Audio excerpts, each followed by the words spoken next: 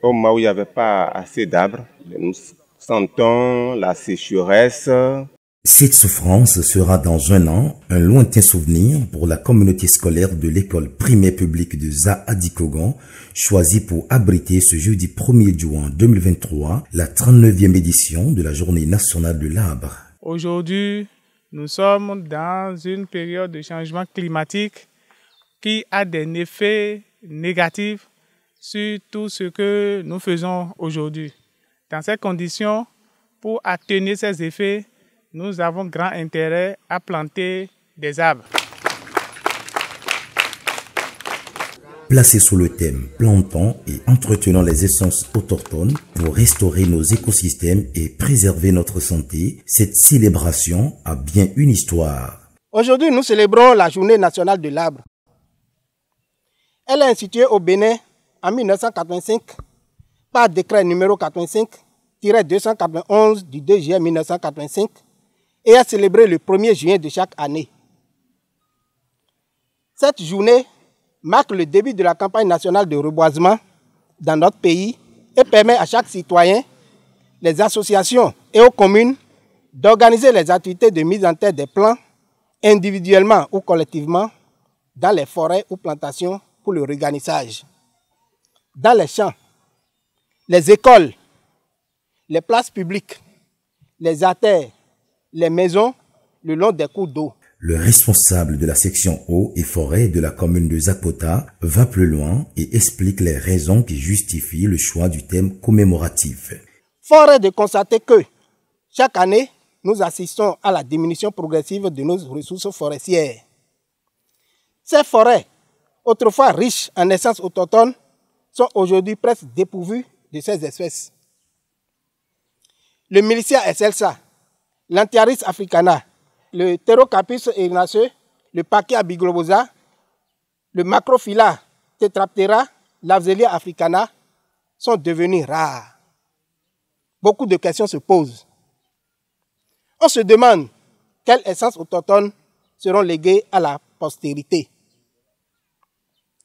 Les causes principales ne sont rien d'autre que les actions anthropiques telles que la déforestation, les feux de végétation et surtout le manque d'initiative pour le reboisement. Pour renverser cette tendance, l'activité la plus simple pouvant être exécutée par tout citoyen est le reboisement. Il urge donc d'inverser la tendance pour limiter la saignée. Pour ce faire, il faut poser l'acte utile. Je profite de l'occasion pour lancer un appel solennel à toutes les filles et tous les fils de Zakpota de m'emboîter le pas pour que chacun de nous puisse planter dans cette journée au moins un arbre. Que ce soit dans nos maisons, dans notre cour, dans nos ateliers, dans nos écoles. Je pense que c'est nécessaire. Selon le chef de l'arrondissement de Tanta, celui qui a planté un arbre avant de mourir n'a pas vécu en vain.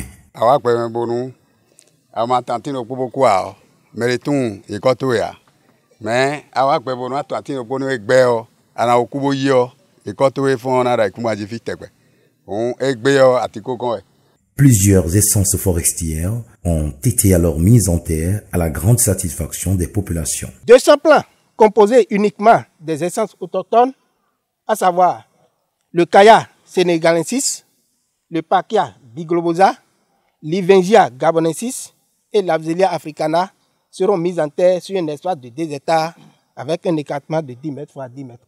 Non seulement ces arbres règlent les problèmes socio-économiques, mais jouent aussi une fonction chlorophyllienne. Au regard de son utilité pour l'écosystème, leur entretien s'avère indispensable. Une chose est de planter, mais c'est l'entretien qui compte beaucoup.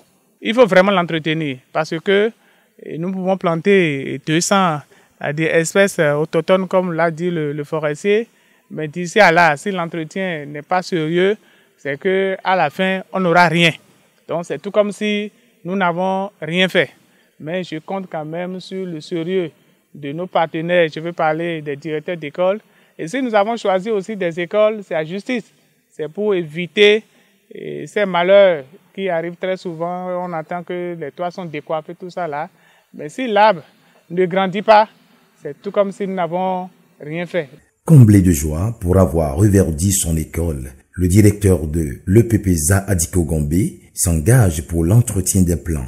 Nous promettons au maire que vraiment les plans que nous sommes en train de mettre en terre aujourd'hui, on va les entretenir avec détermination. Son collège du groupe A se veut plutôt reconnaissant. Profitons par cette occasion pour remercier très sincèrement Monsieur le maire pour nous avoir clôturé toute l'école. Avec l'appui technique de la section eau et forêt, la mairie, sous le leadership éclairé de l'autorité communale, a reconstitué l'année dernière le couvert végétal de Nectar 25 à l'EPP ZA Alegodo. Sur le terrain, les résultats reflètent les efforts fournis. Un exemple qui doit faire école dans toutes les communes du Bénin en général et celles du Zou en particulier.